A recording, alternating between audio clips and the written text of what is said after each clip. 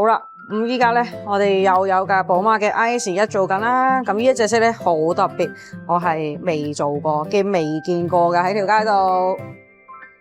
咁都係車主揀咗隻令面嘅8.5mm嘅光面PPF 啦。咁一樣有佢呢一個嘅自修復性嘅。做完咧有少少水質係正常嘅，因為咧我哋未做 PPF 嘅 coating 啊，咁同埋因為始終咧做 PPF 咧都係要用鹼水去做嘅，咁所以咧有輕微嘅水喺架車度係實屬正常嘅。咁可以睇下我哋樂師傅